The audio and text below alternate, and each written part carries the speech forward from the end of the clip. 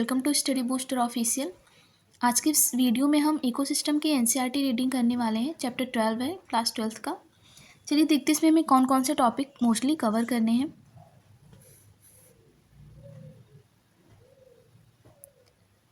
यहाँ पे देखिए, हमें यहाँ पे पढ़ना है इकोसिस्टम के बारे में, उसके स्ट्रक्चर और फंक्शन को।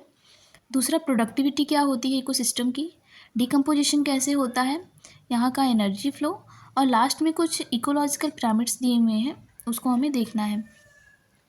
चलिए स्टार्ट करते हैं। कह रहा है an ecosystem can be visualised as the functional unit of nature. क्या पता चलता है कि इकोसिस्टम क्या है? नेचर की फंक्शनल यूनिट है, where living organism interact among themselves and also with the surrounding physical environment. मतलब कि जहाँ पे जो लिविंग ऑर्गेनिज्म है अपने आसपास के ऑर्गेनिज्म से और अपने फिजिकल इन्वायरमेंट से क्या करते हैं, इंटरेक्ट करते हैं। आगे कह रहा है ecosystem varies greatly in size form of a small pond to a large forest और सी। कई वैरायटी होती हैं इसकी। Many ecologists regard the entire biosphere as a global ecosystem as a composite of all local ecosystem on earth. आगे कह रहा है since this system is too much big and complex to be studied at one time. जाहिर सी बात है, इतने बड़े ग्लोबल इकोसिस्टम को एक ही टाइम में हमें पढ़ने के लिए बहुत ही कॉम्प्लेक्सिटी का सामना करना पड़ेगा, क्योंकि ये बहुत ही ज़्यादा बड़ा है। तो इसके लिए it is convenient to divide into two basic categories, namely the terrestrial and the aquatic. इसलिए हमें स्टडी करने के लिए इसको दो कैटेगरी में डिवाइड कर लिया गया है, टेरेस्ट्रियल और एक्वेटिक में। यहाँ देखिए, जो फॉरेस्ट है, grassland, desert are some example of terrestrial ecosystem. इसके अलावा पॉन्ड, लेक, वेटलैंड, रिवर और estuary are some examples of aquatic ecosystem. आगे कह रहा है जो क्रॉप फील्ड है और एक्वेरियम है, ये ना तो एक्वेटिक टेरेस्ट्रियल के अलावा ये मैन मेड इकोसिस्टम के अंडर में आ जाते हैं।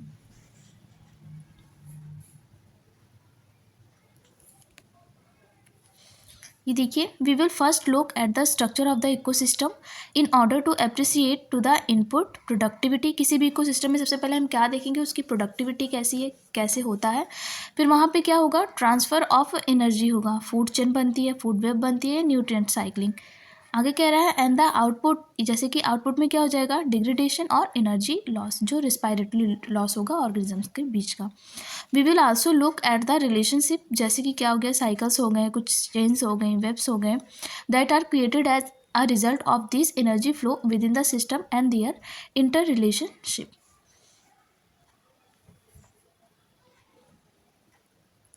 देखिए, सबसे पहले हमें इसे पढ़ना है, इकोसिस्टम का स्ट्रक्चर और फंक्शन। यहाँ क्या कह रहा है, in earlier classes you have looked at the various component of the environment, जैसे कि एबायोटिक और बायोटिक। एबायोटिक में क्या आ जाएंगे, हमारे सन हो गया, हमारे आसपास का जो इन्वायरमेंट है, फिजिकल इन्वायरमेंट, मून हो गया, माउंटेन्स हो गए, रिवर हो गई, ये सारी एबायोटिक में आ जाएंगी। और बायोटिक में जितने भी लिविंग ऑर्गेनिज्म है वो सारे आ जाएंगे। You studied how the individual biotic and abiotic factors affected each other and their surrounding. हमने ये सब पढ़ा है पिछली क्लासेस में कि किस तरीके से हम अपने बायोटिक और एबायोटिक फैक्टर से क्या होते हैं, अफेक्ट होते हैं। Let us look at this component in a more integrated manner and see how the flow of energy take place with in this component of the ecosystem. हमें अब ये देखना है हम कि किस तरीके से इंटीग्रेटेड मैनर में एनर्जी का फ्लो होता है और आपस में एक दूसरे से हम क्या होते हैं, प्रभावित होते हैं। ठीक है। Interaction of biotic and abiotic component result in physical structure that is characteristic of each type of ecosystem. Identification and enumeration of plant and animal species of an ecosystem gives its species composition. Vertical distribution of different species occupying different level is called stratification.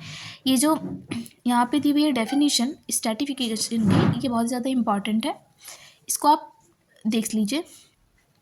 For example, trees occupy top vertical strata और layer of the forest. Shrubs जो होते हैं the second and the half grasses occupy the bottom layer. जो बड़े बड़े क्या होते हैं, पेड़ पौधे होते हैं, है ना, जिसको ट्री की कैटेगरी में हम डालते हैं, वो क्या करते हैं, वर्टिकल स्ट्रेटा बनाते हैं, हमारे इकोसिस्टम का सबसे ऊपरी लेयर बनाते हैं। ठीक है। श्रब्स होते हैं जो मिडल की झाड़ियाँ होती हैं, है ना, झाड़ियों के अंडर में जितने भी प्लांट्स आते हैं वो होते हैं बीच में, और सबसे नीचे बॉटम लेयर पे हमारे क्या हो जाएंगे, हर्ब्स हो जाएंगे और ग्रासेस हो जाएंगी। The component of the ecosystem are seen to function as unit when you consider the following aspect. कौन कौन से फॉलोइंग एस्पेक्ट्स हैं, जैसे कि यहाँ पे दिया हुआ है प्रोडक्टिविटी, डीकम्पोजिशन, एनर्जी फ्लो और न्यूट्रिएंट साइक्लिंग। आगे कह रहा है to understand the ethos of an aquatic ecosystem let us take a small pond as an example.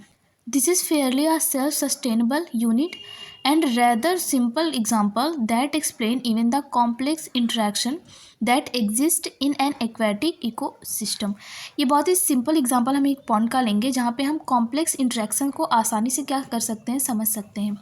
A pond is a shallow water body in which all the above mentioned four basic component of an ecosystem are well exhibited। यहाँ पे क्या होते हैं, जितने भी ये productivity, decomposition, energy flow और nutrient cycling वाले सारे प्रोसेस हैं, यहाँ पे हम आसानी से क्या कर सकते हैं, देख सकते हैं एक छोटे से पॉन्ड में, एक छोटे से पॉन्ड का एग्जाम्पल लेकर के।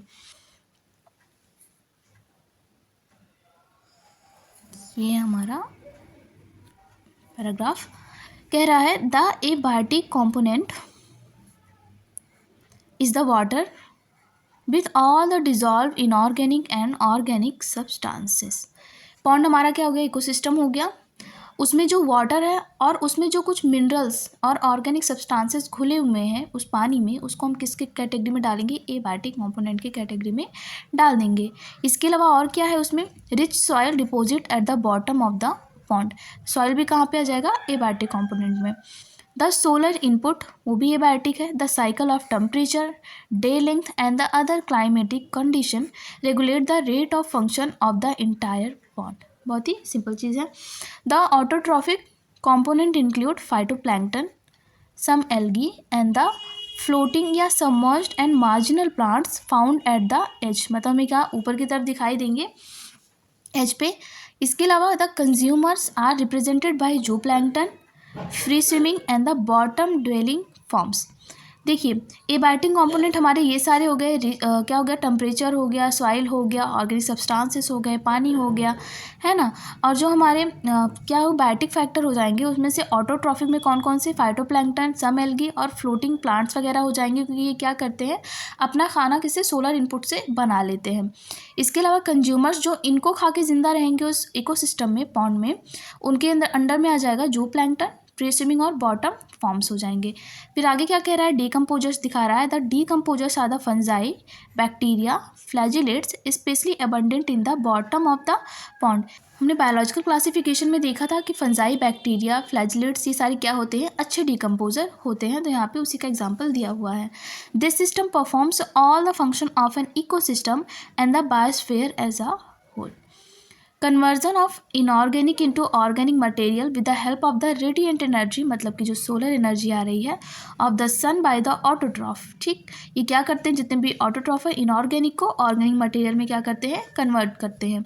Consumption of the autotrophs by heterotrophs, decomposition and mineralisation of the dead matter to release them back for reuse by autotrophs. हमें पता है कि जब किसी भी मिनरल का डिकम्पोजिशन हो जाता है डेड मैटर का, तो वहाँ से जो भी एनर्जी मिलती है, ठीक है, वो कहाँ पे यूज़ कर ली जाती है, ऑटोट्रॉफ्स के द्वारा दोबारा से उसको क्या कर लिया जाता है, कंज्यूम कर लिया जाता है, यूज़ कर लिया जाता है। These event are repeated over and over again. ये क्या होती है, क्रिया चलती रहती है। और फिर this is unidirectional movement of energy. जाहिर सी बात है एक ही डायरेक्शन में मूवमेंट हो रही है एनर्जी की towards the higher trophic level, जैसे कि प्लांट से, and its dissipation and loss as heat to the environment. मतलब कि हायर ट्रॉफिक लेवल से सबसे नीचे वाले लेवल पे फंजाई वगैरह के पास आ रही है डिकम्पोजिशन करने के लिए, पर बीच में जो हीट लॉस हो रही है ना, उसी या रेस्पिरेशन लॉस भी हो सकता है, वो हमारे इन्वायरमेंट में क्या की जा सकती है, देखी जा सकती है।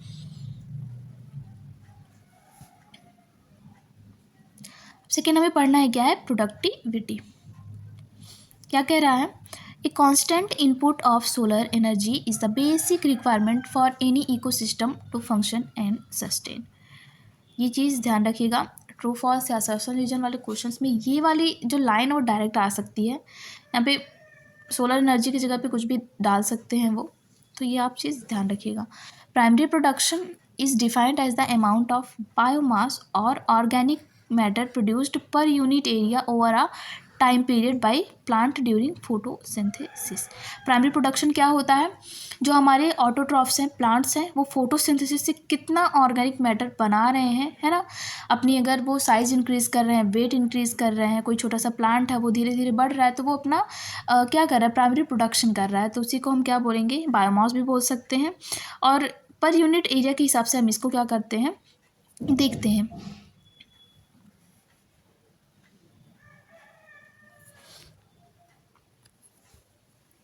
इसको किस तरीके से एक्सप्रेस किया जाता है, in terms of weight per metre square और एनर्जी यानी कि kilocalorie per metre square के फॉर्म में इसको एक्सप्रेस किया जाता है, लिखा जाता है। The rate of biomass production is called productivity. It is expressed in the term of gram per metre square per year square और kilocalorie per metre square per year square to compare the productivity of different ecosystem. किसी भी ecosystem का हमें productivity देखना है year के हिसाब से, तो हम देखेंगे कि इस वाले फॉरेस्ट का प्रोडक्टिविटी इतना था, इस साल इस बार क्या हो गया, कम हो गया या ज़्यादा हो गया। तो इस तरीके से हम आसानी से देख सकते हैं। It can be divided into gross primary productivity जिसको बोलते हैं GPP and net primary productivity जिसको बोलते हैं NPP. Gross primary productivity of an ecosystem is the rate of production of organic matter during photosynthesis. जितना भी टोटल बन गया हमारा ऑर्गेनिक मैटर उसी को हम क्या बोल देंगे, जीपीपी बोल देंगे। इसके अलावा a considerable amount of GPP is utilised by plant in respiration. जाहिर सी बात है, प्लांट क्या करेंगे, जितनी भी एनर्जी बनाएंगे वो पूरा का पूरा फ्लो नहीं कर देंगे अपने कंज्यूमर के पास। कुछ जो एनर्जी होगी वो यूटिलाइज़ करेंगे खुद के लिए, क्योंकि उन्हें भी क्या करना होता है, रेस्पिरेशन करना होता है, उन्हें भी ज़िंदा रहने के लिए कुछ एनर्जी चाहिए।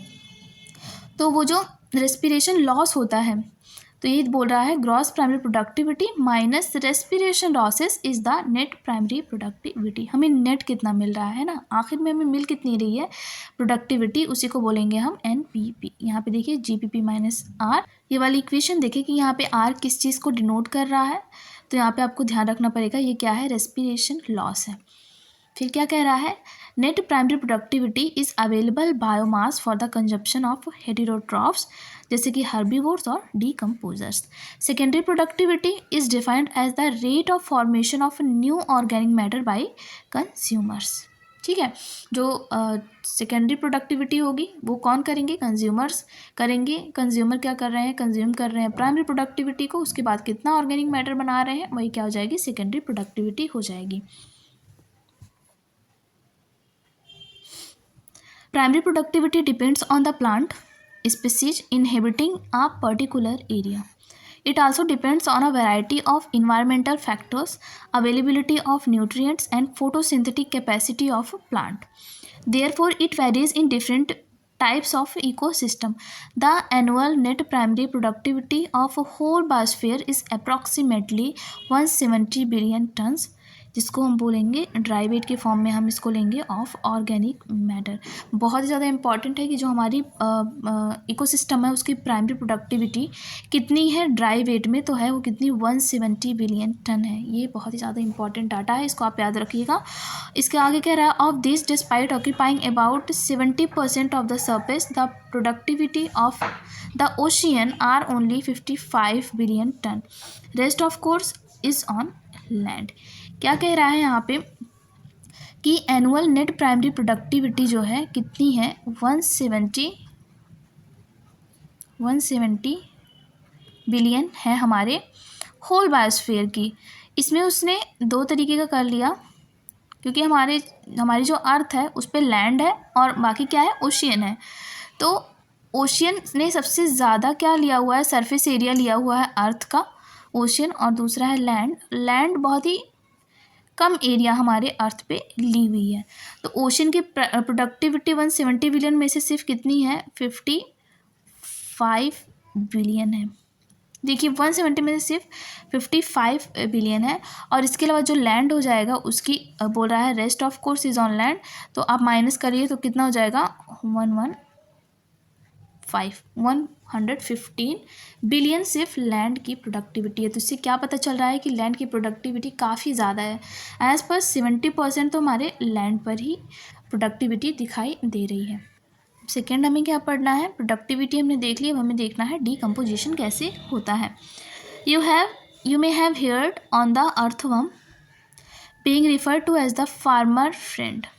ये क्वेश्चन आ चुका है PYQ में। फार्मर फ्रेंड कौन से ऑर्गेनिज्म को बोला जाता है, तो वो क्या हो जाएगा, अर्थवर्म हो जाएगा।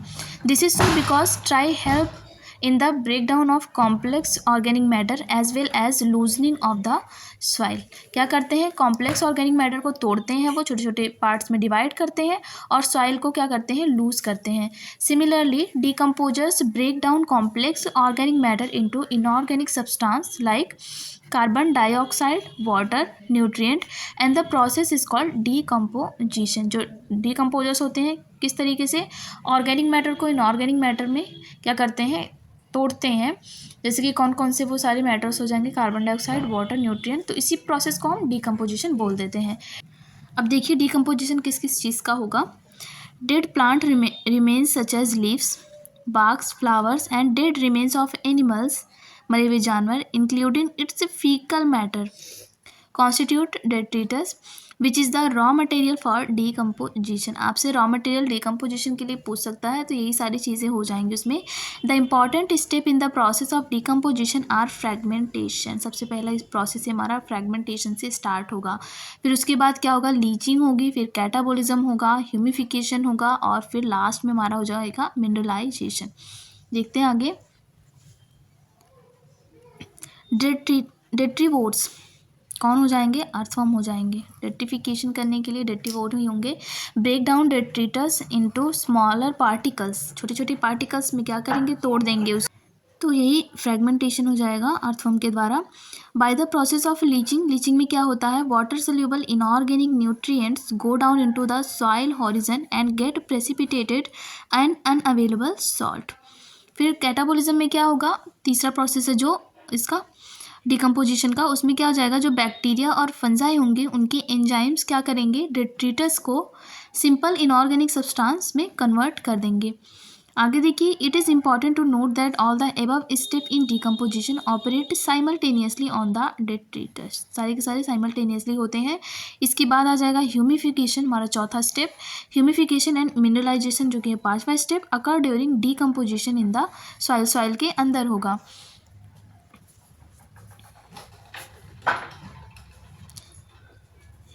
Humification leads to accumulation of a dark color amorphous substance called humus। humus कहाँ बनेगा, ह्यूमिफिकेशन के टाइम पे, that is highly resistant to microbial action and undergoes decomposition and extremely slow rate, बहुत ही slow rate से ये होगा।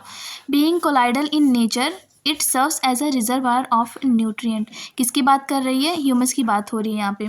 The humus is further degraded by some microbes and release of inorganic nutrient occur by the process known as mineralisation. Mineralisation में क्या होगा, humus को further degrade किया जाएगा कुछ माइक्रोब्स के द्वारा और फिर वहाँ से क्या बनेगी, इनऑर्गेनिक न्यूट्रिएंट्स वहाँ से रिलीज होगी।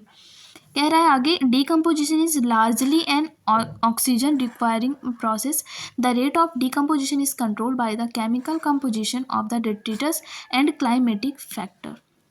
बहुत ही इंपॉर्टेंट है कि रेट ऑफ डिकम्पोजिशन किस पे डिपेंड करता है, केमिकल कंपोजिशन डेट्रीटस का। बहुत ही ज़रूरी है कि उसमें कौन कौन से कंपोजिशन है जिसको हमें डिग्रेड करना है और क्या हमारे आसपास का क्लाइमेटिक फैक्टर है। In a particular climatic condition decomposition rate in a if slower if detritus is rich in lignin and chitin and quicker if detritus is rich in nitrogen and water soluble substances like sugar। हमारा जो है क्या होगा, decomposition कब slow rate से होगा, कब ज़्यादा टाइम लगेगा उसको डिकम्पोजिशन करने में, जब क्या हो जाएगी, वो जो डेट्रीटस हो जाएगी लिग्निन और काइटिन से क्या होगी, रिच होगी, बहुत ज़्यादा मात्रा में होगी। और डिकम्पोजिशन कब जल्दी होगा, जब उसमें नाइट्रोजन होगा और क्या होगा, वाटर सोल्यूबल सब्सटेंस, शुगर, ये सारी चीज़ें होंगी एज अ कॉम्पोजिशन। इसके अलावा क्या हो जाएगा, टेम्परेचर यानी कि जो हमने क्लाइमेटिक फैक्टर पढ़ा था वो भी है। तो यहाँ पे देखिए, temperature and soil moisture are the most important climatic factor that regulate decomposition through their effect on the activities of soil microbes. अगर वार्म एंड मॉइस्ट इन्वायरमेंट होगा तो ये फेवर करता है डिकम्पोजिशन को, whereas low temperature and anaerobiosis inhibit decomposition resulting in build up the organic materials. Energy flow देखिए, except for deep sea hydrothermal ecosystem sun is the only source of energy for all ecosystem on earth. of the incident solar radiation, less than 50% of its photosynthetically active radiation। जितना भी solar radiation आता है उसमें PAR सिर्फ 50% होता है, जो कि आता है हमारे अर्थ पर। We know that plant and photosynthetic bacteria, जैसे कि ऑटोट्रॉफ्स हो गए, बीजी वगैरह, fix sun radiant energy to make food from simple inorganic materials. Plants capture only 2 to 10% of the PAR, and this small amount of energy sustains the entire living world. Sustain करते हैं, सिर्फ 2 से 10% वो PAR का लेते हैं, capture करते हैं जो हमारे प्लांट्स होते हैं, और उतनी छोटी सी अमाउंट से क्या करते हैं, इतने बड़े वर्ल्ड की एनर्जी को सस्टेन करते हैं, बनाते हैं। So it is very important to know how the solar energy captured by plant flow through different organism of an ecosystem. किस तरीके से वो कैप्चर करते हैं और किस तरीके से फ्लो होता है प्लांट से अदर ऑर्गेनिजम्स में। All organism are dependent for their food on producers either directly और इनडायरेक्टली। जैसे कि हम डायरेक्ट सन से तो अपना फूड नहीं लेते हैं, पर सन से जो प्लांट बनाते हैं, जो कुछ एनिमल्स उसको कंज्यूम करते हैं, उनसे हम अगर अपना क्या लेते हैं, फूड लेते हैं, तो हम कहीं ना कहीं उसके ऊपर, सन के ऊपर डायरेक्टली या इनडायरेक्टली डिपेंडेंट हैं। So you find unidirectional flow of energy from the sun to producers and then to consumers.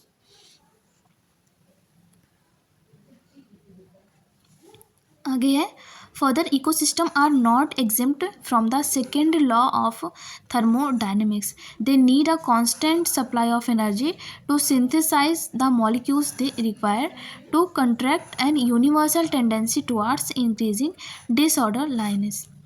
The green plant in the ecosystem are called producers, हमें पता है। In a terrestrial ecosystem major producers are herbaceous and woody plants. Terrestrial ecosystem में जो है herbaceous और woody plants ही हमारे क्या हो जाएंगे, प्रोड्यूसर हो जाएंगे। Likewise producer in an aquatic ecosystem are various species like phytoplankton, algae and higher plants. You have read about the food chain and web that exist in nature starting from the plant, जैसे कि जिसको producer बोलेंगे। Food chains or rather webs are formed such that animals feed on the plant or another animal and in turns into food for other.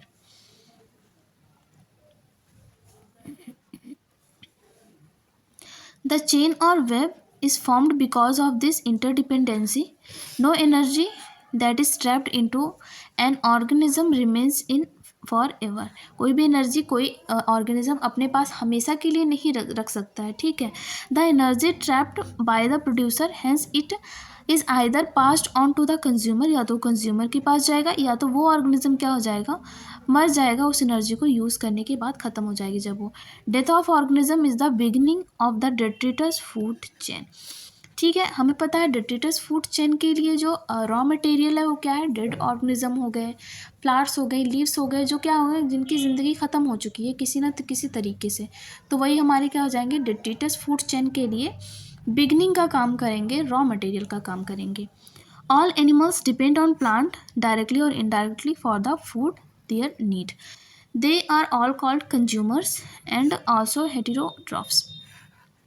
If they feed on the producers, the plants, they are called primary consumers.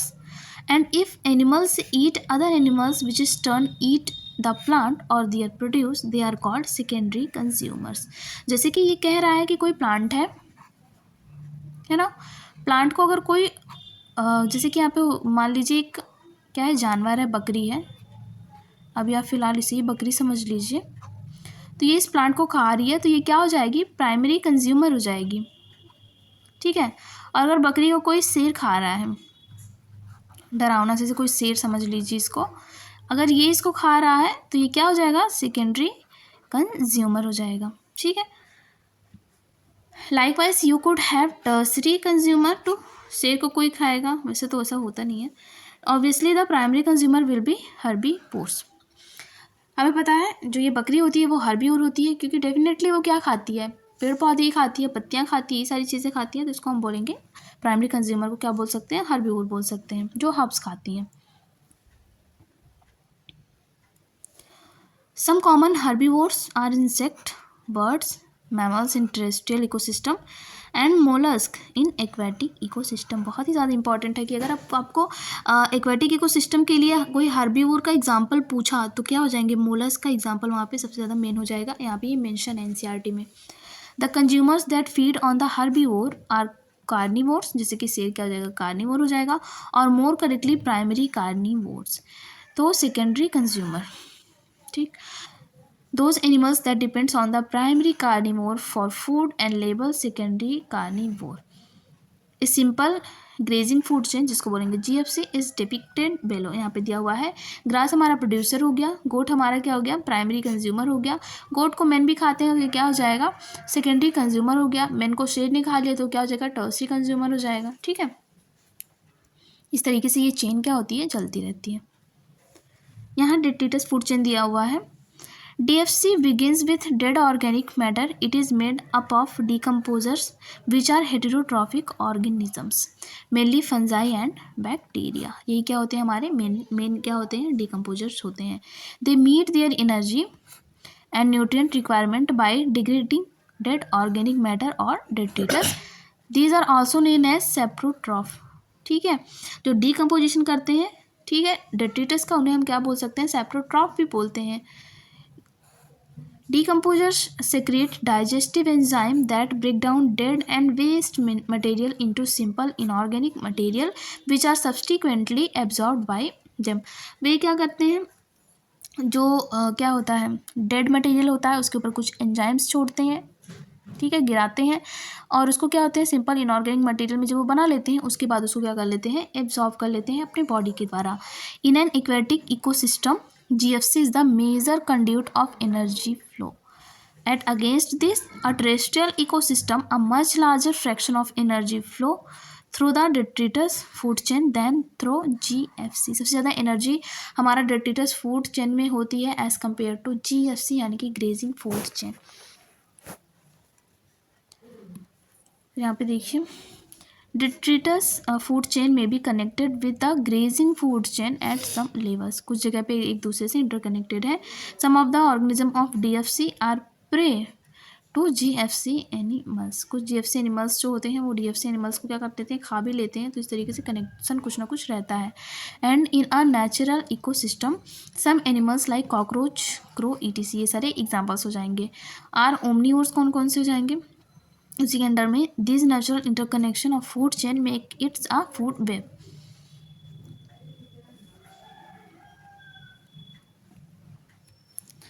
Organism occupy a place in a natural surrounding or in a community according to their feeding relationship with other organisms. Based on the source of their nutrition or food, organism occupy a specific place in a food chain that is known as their trophic level. Producers belong to the first topic level, इसमें कोई शक नहीं है। Herbivores जिसको हम बोलेंगे primary consumers to the second, and the carnivores यानी कि second consumers to the third. ये कुछ चीज़ें एकदम कॉमन है, इसे कोई भी बदल नहीं सकता है फूड चेन में। यहाँ पे देखिए एक चार्ट दिया हुआ है। यहाँ प्रोड्यूसर है प्राइमरी टॉपिक लेवल, फिर सेकेंडरी, टर्सरी और फिर फोर्थ टॉपिक लेवल। सबसे पहले प्लांट्स आ जाएंगे, उसके बाद जिसको हम प्राइमरी कंज्यूमर बोलते हैं वो हर्बीवोर हो जाएगा। फिर जो सेकेंडरी कंज्यूमर है जो इसको खाएगा हर्बीवोर को, वो कार्निवोर हो जाएगा। और फोर्थ टॉपिक लेवल पे टॉप कार्निवोर्स आ जाएंगे। अब इसकी एग्जांपल्स देख लेते हैं। प्लांट में फाइटोप्लैंक्टन हो जाएगा हमारा एक्वेटिक इकोसिस्टम में, ग्रास और ट्रीज हमारे टेरेस्ट्रियल इकोसिस्टम में आ जाएंगे। फिर हर्बीवोर में जू प्लैंक्टन आ जाएगा हमारा एक्वेटिक इकोसिस्टम, ग्रास ऑफर और काऊ हमारे आ जाएंगे टेरेस्ट्रियल के लिए। यहाँ पे देखिए बर्ड्स, फिशेस और ओट्स हमारे कार्निवोर हो जाएंगे जो इन सबको खाते हैं, और इन सबको मेन या लायन अगर खाएंगे तो ये क्या हो जाएंगे, टॉप कार्निवोर हो जाएंगे।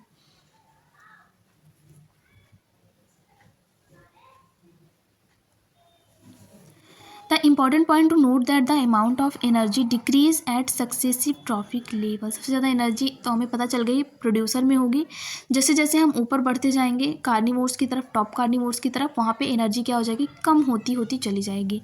When an organism dies, it is converted to detritus or dead biomass that serves an energy source for decomposers. Organism at each trophic level depend on those at lower trophic level for their energy demands. मतलब वो नीचे की trophic levels में ही रहना पसंद करेंगे अपनी energy demand के लिए। Each trophic level has a certain mass of living material at a particular time is called as standing crop. The standing crop is measured as the mass of living organism, जिसको हम बोलेंगे bio. Bio मतलब living, mass means mass, तो living organism के मास को हम क्या बोलेंगे, biomass. Or the number in a unit area. The biomass of a species is expressed in term of fresh or dry weight. Measurement of biomass terms of dry weight is more accurate होगा। भाई क्योंकि देखिए यहाँ पे जो water वगैरह होता है और चीज़ें होंगी वो सब क्या हो जाएंगी, कुछ टाइम के बाद डिग्रेड हो जाएंगी, ख़त्म हो जाएंगे, तो ड्राई वेट लेना सबसे ज़्यादा एक्यूरेट होगा। The number of trophic levels in the grazing food chain is restricted as the transfer of energy follows 10% law. Only 10% of the energy is transferred to each trophic level from the lower trophic level. ये कहना क्या चाह रहा है कि अगर आपके पास जो है प्रोड्यूसर के पास जो क्या हो गया, इतनी एनर्जी है उसके पास, तो जो हमारा हार्बियोर होगा जो इसको खाएगा उसके पास पूरी एनर्जी नहीं जाएगी, सिर्फ 10% एनर्जी जाएगी। तो 1 लाख का जो है 10% अगर हम करेंगे तो कितना हो जाएगा, 10,000 हो जाएगा। ठीक है। और फिर जो है प्राइमरी कार्निवोर जो होगा थर्ड ट्रॉपिक लेवल पे, उसके पास अगर 10% जाएगा 10,000 का, तो कितना हो जाएगा, 1,000 हो जाएगा। और इसके बाद जो है फोर्थ ट्रॉपिक लेवल पे कितनी जाएगी, सिर्फ 100 जाएगी। तो देखिए 10% लॉ हम यहाँ पे फॉलो कर रहे हैं। कुछ इस तरीके से एनर्जी का फ्लो होता है। तो जो सबसे हायर ट्रॉपिक लेवल पे होते हैं, ठीक है, उनके पास बहुत ही कम एनर्जी ट्रांसफ़र होती है। In nature it is possible to have so many levels, जैसे कि producers, herbivores, primary carnivore and secondary carnivore in the grazing food chain. इसी के हिसाब से यहाँ पे एक फिगर दिया हुआ है,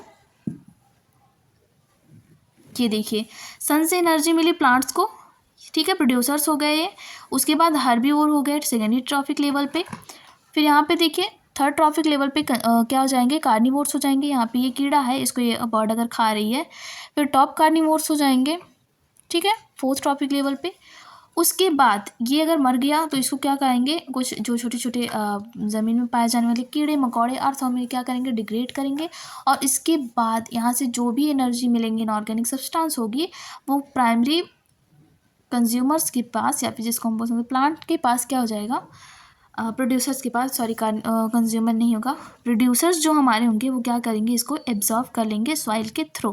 पर यहाँ पे एक चीज़ आप देख रहे होंगे, हीट करके यहाँ पे बनाया हुआ है, तो इनकी पूरी एनर्जी इनमें ट्रांसफ़र नहीं होगी। जैसा कि हमने पढ़ा 10% law, most of the heat क्या हो जाएगी, यहाँ से रिलीज़ कर दी जाएगी इकोसिस्टम के अंदर। ठीक है।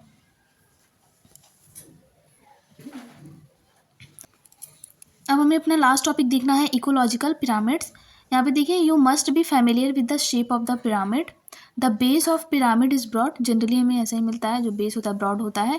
And it narrows towards the apex, ऊपर की तरफ जाते जाते क्या हो जाता है, नैरो हो जाता है, पतला हो जाता है।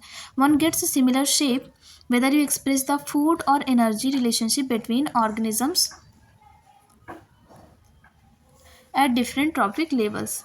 This relationship is expressed in term of number, biomass और energy। 3 तरीके के पिरामिड हमें देखने हैं, नंबर, बायोमास और एनर्जी का। The base of each pyramid represent the producer or the first trophic level, while the apex represent the tertiary or top level of consumers.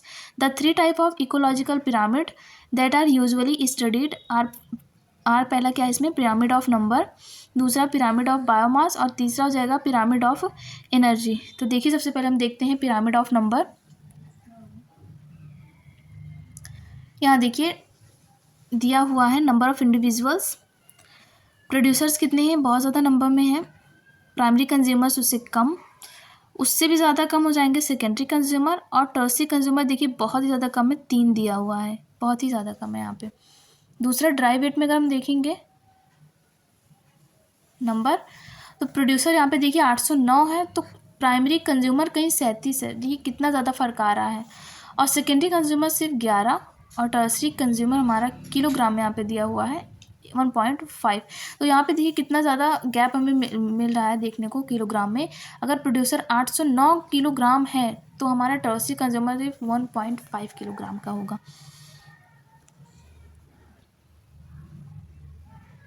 ये pyramid of biomass था। और ये जो तीसरा दिया हुआ है ये पिरामिड ऑफ बायोमास की दिया हुआ है, पर फाइटोप्लैंक्टन और जूप्लैंक्टन के कंपैरिजन में दिया हुआ है। ये एक एक्सेप्शन है यहाँ का। यहाँ पे देखिए हमें जनरली जो नीचे वाला ब्रॉड देखने को मिलता है पिरामिड में, पर यहाँ पे ये बहुत ज़्यादा कम है। अगर नंबर में अगर हम देखें तो यहाँ पे सिर्फ अगर 4 है, तो प्राइमरी कंज्यूमर यानी कि जूप्लैंक्टन 21 दिए हुए हैं। तो यहाँ पे एक एक्सेप्शन है, इसको याद रखिएगा।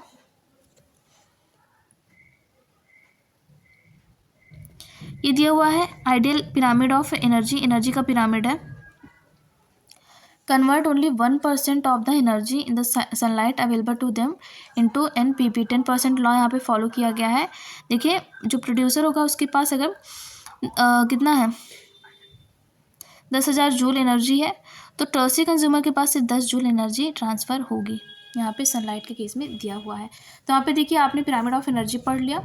और क्या पढ़ा है ऊपर एक बार और देख लीजिए। यह है पिरामिड ऑफ बायोमास, कहाँ पे ओशियन का दिया हुआ है। अगर इसका 4 है, क्योंकि फाइटोप्लैंक्टन बहुत ही ज़्यादा छोटे होते हैं, तो जाहिर सी बात है उनका जो मास होगा वो भी बहुत ज़्यादा कम होगा। और जो प्लैंक्टन बड़े होते हैं साइज़ में उनके कंपैरिजन में, तो उनका मास ज़्यादा होगा। तो यहाँ पे ये एक्सेप्शन वाली बात है। और एक ऊपर है पिरामिड ऑफ बायोमास। यहाँ पे देखिए जनरली ये जनरल बायोमास का पिरामिड दिया हुआ है, और ये भी जनरल पिरामिड ऑफ नंबर है, इसमें कोई भी एक्सेप्शन नहीं है। तो ये 4 तरीके के पिरामिड हमें देखने थे। देखिए आगे क्या कह रहा है। Any calculation of energy content, biomass or number has to include all organism at that trophic level. No generalization we make will the true if we take only a few individuals at any trophic level into account.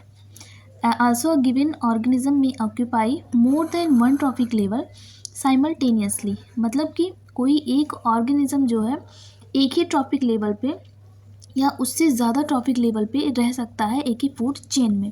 जैसे कि कैसे, यहाँ पे देखिए आगे दिया हुआ है, one must remember that the trophic level represent the functional level not a species. मतलब एक ट्रॉपिक लेवल जो है उसका फंक्शन शो कर रहा है ऑर्गेनिज्म का, ना कि किसी एक पर्टिकुलर स्पीसीज को बता रहा है। ठीक है, आगे a given species may occupy more than one trophic level in the same ecosystem at that same time. इसमें एक एग्जांपल दिया हुआ है स्पैरो का। जैसे कि एक स्पैरो है is a primary consumer when it eats seeds, fruits, peas and a secondary consumer when it eats insect or worms. देखिए एक ही इकोसिस्टम में एक ही फूड चेन में स्पैरो को प्राइमरी कंज्यूमर के रूप में क्या किया जाता है, कंसीडर किया जा सकता है। जब वो क्या खाएगा, सीड खाएगा, फ्रूट खाएगा, पी खाएगा, ये सब क्या है, प्राइमरी प्रोड्यूसर्स हैं, तो इनसे खा रहा है तो प्राइमरी कंज्यूमर हुआ। पर अगर यही स्पैरो इंसेक्ट और वर्म खाता है, क्योंकि ये स्पैरो कार्निवोर है, ठीक है, तो इस टाइप में ये सेकेंडरी कंज्यूमर कंसीडर किया जाएगा एक ही तरीके के इकोसिस्टम में। फिर आगे है, in most ecosystem all the pyramids of number, energy and biomass are upright. Generally क्या होता है, जितने भी पिरामिड होते हैं, चाहे वो नंबर का हो, एनर्जी का हो और बायोमास का हो, तो वो अपराइट होता है।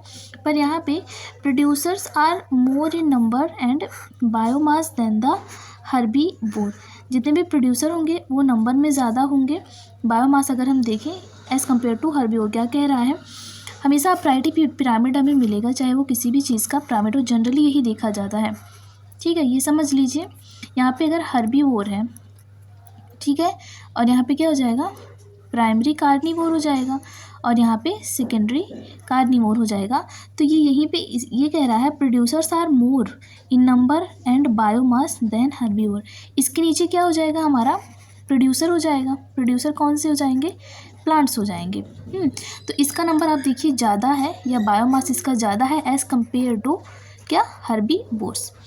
फिर आगे कह रहा है, and herbivores are more in the number and biomass than the carnivores. अब यहाँ पे देखिए हर्बीवोर ज़्यादा बायोमास या ज़्यादा नंबर में है as compare to primary carnivore या सेकेंडरी कार्निवोर। इसी हिसाब से बोला, also energy at the lower trophic level is always more than the higher level. इसी हिसाब से यहाँ पे एनर्जी भी क्या होती है, लोअर लेवल पे एनर्जी ज़्यादा होती है। अगर इसको हम E1 बोल दें, इसको E2 बोल दें, E3 बोल दें, तो एनर्जी हमारी सबसे ज़्यादा क्या होगी, E1 में सबसे ज़्यादा होगी, देन E2 में होगी, एंड उसके बाद E3 में होगी। ये पैराग्राफ समझ में आ रहा होगा आप लोग को। There are exceptions to this generalization, if you were to count the number of insects feeding on a big tree, what kind of pyramid would you get? यहाँ पे क्वेश्चन पूछ रहा है एक एक्सेप्शन, जैसे कि हमने वहाँ पे फाइटोप्लैंक्टन और ज़ूप्लैंक्टन के केस में देखा कि वहाँ पे हमें इन्वर्टेड क्या मिल रहा था, पिरामिड मिल रहा था, कुछ इस तरीके का पिरामिड हमें मिल रहा था। ठीक है, बायोमास के केस में यहाँ पे फाइटोप्लैंक्टन थे और यहाँ पे क्या थे, ज़ूप्लैंक्टन थे। तो यहाँ पे हमें ज़्यादा देखना चाहिए बायोमास, पर ज़ूप्लैंक्टन का बायोमास ज़्यादा है। उसी तरीके से एक हिसाब से यहाँ पे भी एक एक्सेप्शन है कि अगर कोई एक बहुत बड़ा सा ट्री है ना, और उस पर इंसेक्ट उसको फीड कर रहे हैं, तो बिग ट्री अगर नंबर में देखें हम तो बिग ट्री तो सिर्फ एक है, पर उस पर इंसेक्ट जो रह रहे हैं वो हज़ारों की संख्या में है, जो चिड़िया उस पर सर्वाइव कर रही हैं वो भी हज़ारों की संख्या में है। तो इसमें नंबर ऑफ़ पिरामिड जो हो जाएगा वो भी कुछ इसी तरीके का हमें दिखाई देगा। तो ये एक एक्सेप्शन है। Now add an estimate of the number of small birds depending on the insect as also the number of larger bird eating the smaller. इसी तरीके से क्या हो जाएगा, स्मॉल बर्ड्स ज़्यादा हो सकते हैं या इंसेक्ट ज़्यादा हो सकते हैं। यहाँ पे बोल रहा है draw the shape you would get, तो इसी तरीके का हमें यहाँ पे क्या मिलेगा, शेप मिलेगा पिरामिड का। आगे कह रहा है the pyramid of biomass in sea generally inverted because the biomass of fishes far exceeds that of phytoplankton. वो जो हमने ऊपर देखा था फाइटोप्लैंक्टन का इन्वर्टेड हमें जनरली देखने को मिलता है, क्योंकि फाइटोप्लैंक्टन जो है बायोमास में बहुत छोटे होते हैं, बहुत कम होते हैं एज़ कम्पेयर टू ज़ूप्लैंक्टन या फिर इसके ऊपर जो फिशेस होती हैं उनके कंपैरिजन में। तो हमें कैसा मिलता है, इन्वर्टेड पिरामिड मिलता है। Pyramid of energy is always upright, इसका कोई भी एक्सेप्शन नहीं है, ये चीज़ ध्यान रखिएगा। Pyramid of energy is always upright, can never be inverted because when energy flows from a particular trophic level to the next trophic level some energy is always lost as heat at each step, मतलब कि हर एक step पे क्या होगी, energy loss होती चली जाएगी। तो यहाँ पे हमें कोई भी एक्सेप्शन नहीं देखने को मिलेगा। Each bar in the energy pyramid indicates the amount of energy present at each topic level in a given time और एनुअली पर यूनिट एरिया। या तो वहाँ पे जो एनर्जी दिखाई दे रही है उस टॉपिक लेवल की वो एक पर्टिकुलर टाइम पे होगी या तो एनुअली किसी एरिया की होगी।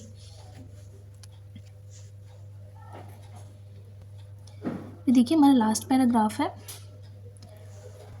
However, there are certain limitations of ecological pyramids, such as it does not take into account the same species belonging to two or more trophic levels. अब इस पैरो का केस आपने देख ही लिया है, तो it assumes a simple food chain, something the almost never exist in nature, मतलब कि हम एक सिंपल फूड चेन हम कंसीडर कर रहे हैं, पर ऐसा कुछ वाकई में नेचर में एग्जिस्ट नहीं करता है।